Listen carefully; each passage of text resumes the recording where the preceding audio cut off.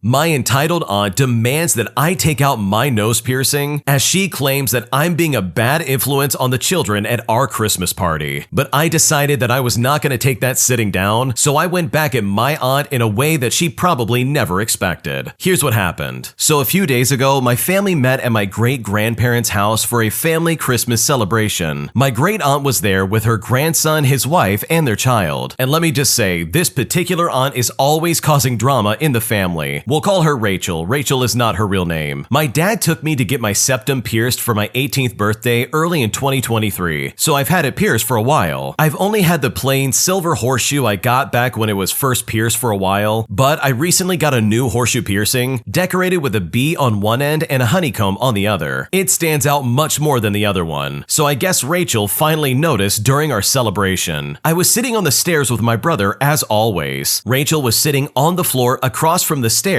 with her great-granddaughter, who we will call Sarah for the sake of the story. Sarah is not her real name, and two of my younger cousins. She stared at me for a while, which I assume was because of my hair, because she's never liked the fact that I shaved the sides and got an undercut, but instead, she asked me if I had my septum pierced. I said that I did, and she simply asked me why. Before I could even answer her and give some kind of answer along the lines of, well, because I wanted to, she said, you know, they say that a woman gets her septum pierced so her husband can attach her to a leash and drag her around by it. And she actually said that in front of the three younger girls in the room. My aunt and uncle, who were sitting on the couch off to my left, were shocked. Since none of us wanted to cause a scene, we kind of just laughed it off. I was a bit snappy and I said to her, well, mine is a horseshoe, not a ring, so it doesn't matter. And then the topic was dropped for a while. Later, after we all ate lunch, Rachel cornered me by the bathroom after I washed my hands and demanded that I take the piercing out because I was being a bad influence on poor Sarah. Now, here's the thing. Sarah was too busy playing around in her new princess dress to notice anything anyone else was doing. So that is honestly just a complete lie. I'm a very anxious person normally, but this jerk of a lady has had something against me and my dad basically my entire life. So I was sick of her garbage. I told her to back off and to stop judging me and my decisions when she's the one that screwed up her own marriage so much that her ex doesn't like being referred to as her ex because it connects him back to her. Well, needless to say, she definitely did not like that answer because she gave me some nasty looks for the rest of the afternoon, but I didn't care. I'm already planning on getting some more nose piercings, and her stupid ideals are definitely not gonna stop me. Honestly, I commend the original poster for standing up for themselves and saying, look, just because I have a piercing on my nose doesn't mean I'm a bad person. It also doesn't mean you're a bad influence on any children around you. Like, seriously, that doesn't make any sense in my opinion. Just because someone looks a certain way or has piercings or tattoos, or maybe their hair is styled in a way that you don't like, doesn't mean that they're being a bad influence on anybody. Maybe that just means they're expressing themselves in the way they see fit, and in a way that they enjoy and they want people to see. And on that note, I don't think there's anything wrong with the original poster having their septum pierced. It literally is nobody else's business, and if you don't like it, you can look away. It's okay. And I think the original poster has it completely correct. These really are stupid and outdated ideals in my opinion, because I feel that if you're judging someone based on the way they look, and you're deciding whether or not they're a good person based off of like a piercing or something like that, then if anything, you're the jerk if you do that. Because outward appearances like that or style choices are just not a determining factor of if someone's a good or bad influence. Because I've met plenty of people in my life who don't have any tattoos or piercings, who are some of the worst people I've ever met in my life, and I can say that confidently. And for this aunt to make that judgment call and be like, you're a bad influence on this kid, that in my opinion just doesn't make sense, and not to mention just downright rude. So honestly, I think the original poster handled this situation really well, and they fired back at them in a way that really shut this lady up. And hopefully in the future, she won't be so judgmental about somebody's appearance. If you like Am I the Jerk, you're probably going to love Am I the Genius. Check it out, link down below in the description. Also, go to AmITheJerk.com/submit if you would like to submit your own stories. My entitled mother has pushed me too far and has completely ruined my New Year's Day by sending awful toxic messages to me through my family group chat. And now I'm at a loss and I seriously don't know what to do. So for a bit of background, my relationship with my mother is extremely complicated. Growing up, she did so many awful, cruel things to all of us, and these are things both mentally and physically. Now that I'm older and after lots of therapy, I've realized that she was the problem, and it wasn't actually because I was the worst worst person to ever exist, as she made me feel. So fast forward to now as an adult with my own family, and I'm doing much better. My husband and I have a great relationship, and I truly love him and my beautiful son. We also have a sweet puppy, and we have our first house. But I've had one of the toughest 2 years of my life. After multiple miscarriages and a difficult pregnancy, I had my son and also got my dream dog. Some people will get this and some won't, but my dog is my world, my solid through all of this difficulty. And well, he passed away suddenly this summer. He wasn't even 2 years old, and he passed away in my arms. If you've ever had to hold the dog you loved like your own child as he passed away in your arms, then you'll understand the trauma that it causes. I was very dangerously depressed, and after therapy and antidepressants, 6 months later, I was finally feeling happy again, like I could smile and maybe there could be a son again. I've had a good few weeks. Well, today I woke up to some awful messages from my mother. At just 1 in the morning last night, she had responded to a Happy New Year message I posted in our group, sharing a picture of myself with friends, clearly showing us in company. She told me to have a lovely night and that I look great. Then something changed. Between 2 o'clock and 3 o'clock in the morning, she sent me a load of awful messages, saying how she was done with me, how awful I was, and how she's devastated I didn't call her for New Year's. And this was honestly all out of nowhere. I've been so good to her despite the history, but this Christmas I didn't spend it with them. I wanted to spend it with my own family, and I told them well in advance. They agreed that it was a lovely idea and said that they were happy for me, but clearly that was not the case. Now my whole New Year's Day was spent so furious about this. I want to leave the family group, and I want to cut ties because I can't do this anymore. She is so awful and then guilts me into feeling like it's all my fault. I genuinely feel like I hate her. But the thing is that I live in a small country where people don't just cut ties with their mother without there being a very public and well-supported reason. I want to set boundaries, but then I don't want to be the reason my son doesn't see his grandparents. I also love my extended family, and they won't want the drama. And at this point, I seriously don't know what to do. Honestly, that sounds like a really awful situation. What started out as a message of like love and happiness quickly became something that clearly you're probably used to. And that is honestly so unfortunate because it sounds like your mom is awful. Like she treated you and your sister like garbage growing up, and now, even as an adult, that type of behavior is still happening. And that is seriously so unfair. Now, the original poster doesn't go into specifics about what country they're from, so there might be like some kind of like local culture that I'm just not aware of, but I know from my perspective as someone from the United States, if my family or extended family or anybody was treating me like that, I would not only leave whatever group chat you're a part of, but I would also really distance myself from the person who's treating me that way. So it really calls into question why you would want your son anywhere near your mom. Like sure, you want him to have a grandmother growing up and all that. I totally understand where you're coming from. But in my opinion, that's a privilege that your mother can only experience if she cleans up her act. And her cussing you out and saying all these horrible things, all in like a family group chat, that's just really toxic and really weird. And that's behavior that personally I would never tolerate. So honestly, I'm so sorry you had to deal with this, especially with all the rough things that have been happening for the last 2 years. Because your mom is being crazy toxic right now, and you definitely do not deserve that in the slightest. This next story came from the Am I the Jerk subreddit. Check the links in the description if you would like to submit your own story. Am I the jerk for keeping a straight face when a gym teacher tried to embarrass me over a scheduling mistake? Here's what happened. Okay, so for a bit of backstory, this happened back around the early 2000s when I was a high school junior or senior in the Midwest of the United States. The way that physical education worked at my school is that you had to take 4 semesters, and 2 of them were in your freshman year, and they were separated between boys and girls. So there were 4 classes during each period: freshman boys, freshman girls, upper class boys, and upper class girls. They also had a coach assigned to each one. The first day of the semester in PE was a meet-in inside the big gym for orientation. On my schedule, it had it listed as Physical Education F with Coach K, and this would happen during 3rd period. Coach K is not actually this person's name. So it was the first day of school, and I was just an unpopular, average 17 or 18-year-old male who honestly was just trying to not stand out. When I arrived, I just sat in the bleachers and talked to my friends. A few minutes later, one of the coaches said, "Okay, we're gonna get started. Look at your schedule, and if you have Coach D on your schedule, line up in this first cone. Coach J is gonna be the second cone, Coach K is at the halfway line, and anyone who has me, line up here." So I got in line, and I was in front since I was about 3 feet away from the half-court line. Shortly after I got to my spot, I noticed that behind me was all the upper-class girls seated behind me on the bleachers. I could hear them talk and giggle about me for a bit, and I had a feeling that this moment will be embarrassing and will haunt me for the rest of the semester. This didn't feel right, so I tried to replay the last 3 minutes in my head to figure out where I messed up, because I was sure that he said that Coach K had the halfway line. Then I heard Coach K start off with his loud drill sergeant voice. He said to me, "What are you doing here? I think you're in the wrong line. Aren't you supposed to be with Coach J?" I tried to talk to him and be like, I'm not really sure. But Coach K interrupted me. He said, "I am wondering if you're up to something. I cannot morally, ethically, or legally allow you to be in this class and share the locker room with the rest of the girls here." Now, the whole time, I was just trying to keep a straight face and stay as calm as possible. So I calmly said to him, "I'm not trying anything, I just did what you said, here." And then I handed him my schedule. He takes a look and his face goes from having a big, cocky smile to then having one that was full of confusion. Coach K said to me, "Wait a minute, that's my name on there, and you're on my roster." He then tried to embarrass me again. "Didn't you notice the letter F on your schedule and wondered why it was there? You're bright, you should have spotted that." I responded by saying, "I figured the letter F was there to stand for the fall semester." Now, at this point, I can hear the girls laughing and enjoying every moment of this exchange. His face went from smiling to annoyance, and he called the other coach to explain the situation. After a minute, he comes back and says to me, "Okay, you can go with Coach J, and when he's done with you, meet up with me and we'll go to the office to get your schedule fixed." Now, I have to say, walking down the hallway with Coach K, we did end up having a laugh about it, so everything was cool. And just to clarify something, I don't think Coach K was being a jerk. I think that he thought the situation was funny and he tried to roast me for just a little bit. To be honest, I always had a sense of humor about myself, and I can take it, and I laugh about stuff that is far worse than what he did. After that, I had a few other students ask me about what happened, and I just told them that the schedule was screwed up. The story did get spread around the school, and it didn't ruin anything for me at all. I mean, a lot of people thought it was funny, and a few people said they even had more respect for me, all because I embarrassed Coach K just for a little bit. This story's great in my opinion because something similar to this happened to me when I was in high school, and let me tell you something, I know exactly how that embarrassment feels. So good for the original poster for standing up for themselves and not allowing some teacher to walk all over them. I'm not sure if my restaurant job is a good place to work at anymore, because right now I'm starting to realize several red flags that are popping up, and it's making me second guess if I even want to work there any longer. And at this point, I seriously don't know what to do. Here's what happened. So I'm a hostess at a casual pizza restaurant, and my job kinda sucks, but I want to know if there is any red flags in this job that I might be missing, because for the past year, I've been feeling really suspicious about it. First of all, I wanted to be a server when I first applied, and they made me a host because the general manager thought I was too shy to be a server, and I needed to work my way up to serving and open up. It's been almost a year and I'm still hosting. Is that weird or is it normal? Because I've tried to smile and be louder and stuff, and they still think I'm too quiet, and customers have been rude about it, and it's annoying. I don't want to change my entire personality for a job I'll only have temporarily. In terms of side work, it honestly takes way too long most of the time, and people ask me why I'm still there. I have a salad bar to fill up, and if it's not filled up perfectly the way they want, I can't leave until it's full completely. Some nights they make me stay till the restaurant closes at 9 o'clock, even though I was scheduled to leave at 8 o'clock. I know us restaurant workers don't leave exactly at our time that we're scheduled, but I'm over here leaving a whole hour and a half every night. I think it's kind of ridiculous, and customers still come in and ruin the salad bar. Also, my coworkers and the customers keep complaining about how I do my job. They sometimes even try to call me disgusting or unsanitary in the way that I clean things. It also seems like, and maybe this is normal for hostesses, but the servers have a bad attitude with me, and sometimes I felt like they thought I was really stupid. I'm also really bad at phone call orders, and they never really properly trained me on how to do it. They only showed me how to do it once and then expected me to just know. They also wanted me to just answer the phone and put in phone orders, even though I'm not really sure of how to use the point of sale system. I always avoided doing it, and I was scared to do it because I was scared of customers getting mad at me, all because I didn't know what I was doing. The place also looks dirty to me, and it's an old-fashioned restaurant that's been in business since the late 1950s. Roaches are crawling on the buffet bar and flies are on the salad bar, especially in the summer. And of course, the bugs and flies don't come in a lot, but it happens. The place always has a leak, and the air conditioning is bad and it's never fixed. Now, to end things off, today when I was working earlier in the day, multiple ovens were not working, and only one was, and it was barely functioning. Pizzas were taking forever to come out, and customers were complaining and really angry. Meanwhile, the servers and managers were getting yelled at. The general manager was saying don't call him on his day off, and the associate manager just canceled the ticket to whoever was complaining so badly. It was just ridiculous to even be open in the first place. They didn't have enough dough to make pizzas either, and the general manager and the associate manager just didn't care. They wanted to stay open and just keep trying to fix the oven. I mean, the general manager wasn't even there. The associate manager did eventually come in and tried to fix it, but when my shift was done, it was still the same. Pizzas finally came out, but I mean, it was just so stupid how the managers just didn't care. The associate manager just kept saying, well, it is what it is. And it's like, what are you talking about? If the ovens aren't working, then we really should close. Because now employees are getting yelled at, and they just didn't seem to care in the slightest. The manager that was getting yelled at just walked out, and that's why the associate manager had to come in. Also, customers were walking out, and since I'm the host, they told me to tell customers that were walking in about the oven issue, and I was honestly scared to do that because customers would have gotten mad at me, but I mean, I had to do it because it's either that or else they would have gotten mad while sitting down, waiting and not knowing. The entire situation was absolutely ridiculous. If the restaurant is going to be this unorganized and careless, I question if I should work there any longer. Also, one of the servers was in tears and was talking about quitting. There is also times where I come in and the sheet that should be made for me to sit customers in certain sections is not made. So sometimes I don't know where to sit customers. I mean, that's weird, right? But then they have the audacity to make me feel like a hot mess that doesn't know what they're doing at times. And it's honestly not fair. I've also seen a good amount of people quit after a few weeks or months of working there, or just get fired in general. I mean, nobody sticks around. They also throw in that we are a family, and that's a line that gets thrown around sometimes. And I'm pretty sure that's a big red flag. So honestly, after everything I've said, is this just normal restaurant stuff? Or is this place just one big giant red flag? It is my first job, and I've been thinking of finding another restaurant or another job outside of the restaurant, since it is just a temporary thing for me. I just got the job because I needed the money, and this is the only job that would accept me. Plus, me wanting to try serving and my general manager won't let me do it is what's really kind of frustrating to me. I talked to them about it, and they say they will someday, but they're still working me up to it, and I just feel strung along. Plus, I want to be better at socializing and not be so awkward socially, and I thought serving would help me out with that, but maybe I just need to find another job, because at this point, I seriously don't know what to do. Yeah, based on what you described, this job sounds like a mess. Like seriously, this place is full of red flags, and you identified quite a few. For starters, it's not totally unusual to have a restaurant that is really high pace and high energy. It's also not unusual to have customers that just straight up suck. Like some of these people are just terrible people, they come in to eat and they're gonna treat you and everybody else like garbage. And that's just the way it is in the restaurant business. There's not much you can do about that, and you kind of just have to deal with it. Also, when it comes to like taking phone orders and using the point of sale system, I think you could like pull your manager aside and be like, listen, I don't know what I'm doing and this is really a problem. And I think with practice, you can eventually catch on to it, but those few things are like the only things about this restaurant that can possibly be managed, because everything else is like a walking hazard. I mean, there's roaches and flies all over the place, and we're talking like around the food. Like this place does not sound clean at all. And based on what you've described, the managers just gave up. They literally don't care. They're nowhere to be seen. The general manager didn't even come in when all the ovens broke, which by the way, they really should be there to coordinate that. And also, the other manager just walked out, with the associate manager basically not really wanting to do their job either. So from the top down, there's like no leadership, nobody knows what anyone else is doing, and it honestly all sounds like absolute chaos. And more so than what you would normally experience in a restaurant already. Like waiting staff as well as like the people in the back cooking the food, everybody across the board is always busy, they're always hustling, and they're just trying to get their stuff done. And while it is a little bit of chaos, it is controlled chaos. It might seem like nobody knows what they're doing, but normally people are like on board and they do their job. But what you've described is like the complete opposite. The management doesn't care, there's health code violations, the equipment is breaking down, servers and other staff have terrible attitudes towards you and everybody else, and it sounds like the turnover rate is absolutely through the roof. So to answer your question, is this place just a walking red flag? In my opinion, it absolutely really is. Like for starters, this general manager is never going to make you a server. I'm just going to say that outright. He keeps saying that they'll get to it eventually because he is stringing you along hoping that you'll just leave him alone so that he can focus on other things. Like he does not care about your career advancement in the slightest. And if you're the newest one in the restaurant experiencing that, then you can bet the person who's been there for like 5 years, they are also running into that brick wall as well. But the one line that I think really made my skin crawl is when the manager said that we are a family. Like that phrase is like the biggest red flag because most times that phrase is used like a weapon where management will guilt trip you into doing stuff and giving up vacation time just so you can cover their shifts and they can go off and do whatever they want. Because for the record, no, you are not family. You are coworkers and that's it. You are there to make money and make rent. That is it. It doesn't matter how many friends you have there, they are not family and that job is not your whole life. So I know for a fact if I was in your shoes, I would be finding another job. This work environment sounds incredibly toxic. It sounds like a nightmare to deal with, and I just don't see this as anything more than a dead-end job. When you subscribe, make sure to hit the bell to turn on notifications. To finish listening to all the stories, check out the playlist at the top of the description. And if you want some chill music to put on in the background, check out Easy Mode. If you like Am I the Jerk, subscribe to Am I the Genius. Everything will be linked down below in the description.